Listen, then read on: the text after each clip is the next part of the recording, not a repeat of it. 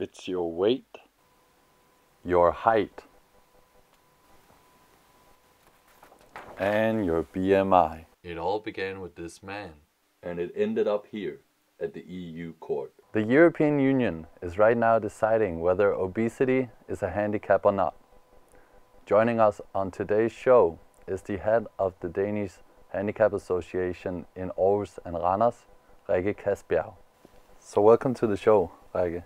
Thank you. First of all, let me ask you, is obesity a handicap?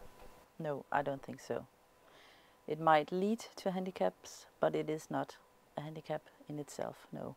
So in your opinion, where does the line, where is the line for when it's a handicap and when it isn't? I think the line will be drawn where you get one of the other diagnoses. Amputee, for example, if they have diabetes and have lost a leg or some other kind, then we will define them as handicap, yes. But that's not because they're obese, that's because they're missing part of the leg. Let's take a look at how this whole debate started. Carsten Kaltoft was fired. He claimed it was because of his weight. His employer, Billund Municipality, denied the claims. Having no laws about discrimination of obese people, the Danish court asked the EU to define when obesity becomes a disability. If the EU court rules that obesity is a handicap, what kind of things could you imagine that then the obese people could get subsidized for?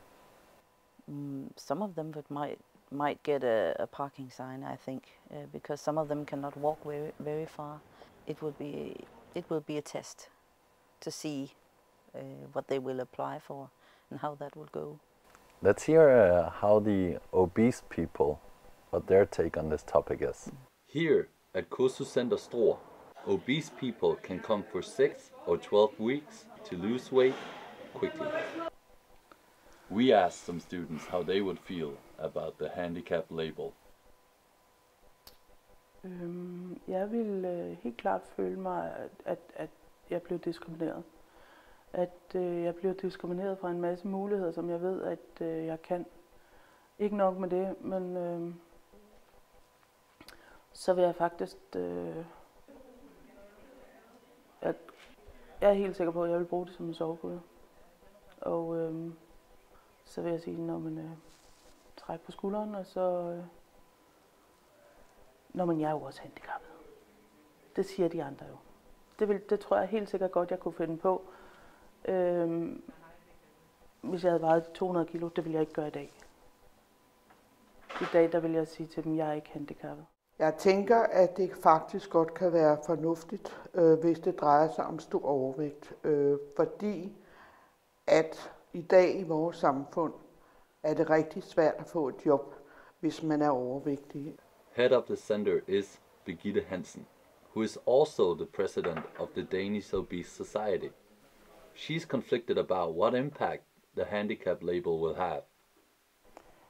Hvis vi snakker om svær overvægt, så er det et handicap. Problemet er, at de svært overvægtige ikke er glade for at blive kaldt handicappet.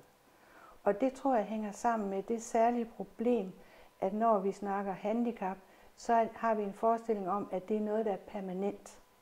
Og de fleste overvægtige, svært overvægtige, de drømmer om og tror på, at det er en midlertidig ting. Altså det er noget, de kan komme over.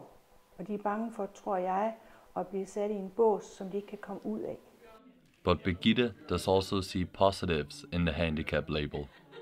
Det er et kæmpe gode for den svært overvægtige, fordi det betyder, at han får nogle fordele, som han ellers ikke har, i retning af handicapkortet i bilen, så han kan holde tættere på hoveddøren ved supermarkedet, og også at han har en bedre stilling på arbejdsmarkedet, fordi vi er nødt til at se i øjnene, at de svært overvægtige, de har rigtig svært ved at klare en almindelig arbejdsdag. Så det vil give dem en kæmpe fordel. Omvendt så kan man sige, hvis det betyder noget for deres selvfølelse, altså hvis de svært overvægtige er kede af at få den betegnelse, så er det jo ikke nogen god løsning. Og det er heller ikke nogen god løsning, hvis det så betyder, at de går ind i noget, der sådan er permanent. Det allerbedste er jo, at de svært overvægtige gør alt, hvad de kan for at bekæmpe overvægten. It's expected that the EU court will rule that having a BMI above 40 could be grounds for a handicap. This verdict will set precedents for all EU member states. However, each state will have to review the cases individually. Until next time, I'm your host Morten, always on the lookout for a good story.